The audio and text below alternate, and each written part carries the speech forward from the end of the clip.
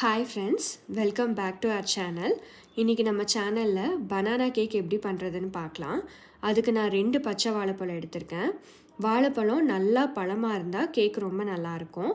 அதை நல்லா மசிச்சு விட்டுட்டு அதோட 2 முட்டை சேர்த்துருக்கேன். அப்புறம் 1/4 கப் அளவுக்கு மெல்டட் பட்டர் ஆட் பண்ணிக்கலாம்.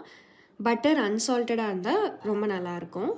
மைதா எந்த கப்பில் மெஷர் பண்ணுறோமோ அதே கப்பில் 1/4 கப்பு பட்டர் சேர்த்துக்கலாம். இதெல்லாம் நல்லா பீட் பண்ணிவிட்டு அதோட 1/2 கப்பு நாட்டு சர்க்கரை சேர்த்துருக்கேன். நாட்டு சர்க்கரை நீங்கள் 1/2 கப்லேருந்து 3/4 கப்பு வரைக்கும் சேர்த்துக்கலாம், உங்கள் டேஸ்ட்டுக்கு ஏற்ற மாதிரி. அடுத்து 1 கப்பு மைதா, 1 teaspoon baking soda, 2 table spoon அளவுக்கு கொக்கோ பவுடர் சேர்த்துருக்கேன். கொக்கோ பவுடர் ஆப்ஷனல் தான், உங்களுக்கு விருப்பமாக இருந்தால் சேர்த்துக்கோங்க. இதெல்லாம் நல்லா சலிச்சு சேர்த்துக்கலாம். மைதா சேர்த்து கொஞ்சம் கலந்து விட்டதுக்கப்புறம் பேட்டரை நல்லா ஃபோல்ட் பண்ணுற மாதிரி மிக்ஸ் பண்ணணும். அது நல்லா ஃபோல்ட் பண்ணுற மாதிரி மிக்ஸ் பண்ணதும் மோல்டில் நல்லா பட்டர் தடவிட்டு பேட்டரை சேர்த்து அதுக்கு மேலே நட்ஸு, உங்களுக்கு பிடிச்ச நட்ஸ் ஏதாவது ஆட் பண்ணிக்கலாம்.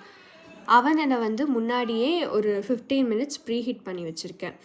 இப்போது அவனுக்குள்ளே வச்சு ஒரு 180 டிகிரியில் 45 மினிட்ஸ் வச்சு பேக் பண்ணி எடுத்துக்கலாம். இப்போ நம்ம பனானா கேக் ரெடி. உங்களுக்கு பிடிச்சிருந்தா ட்ரை பண்ணிவிட்டு சேனலை சப்ஸ்கிரைப் பண்ணுங்கள். தேங்க்ஸ் ஃபார் வாட்சிங்.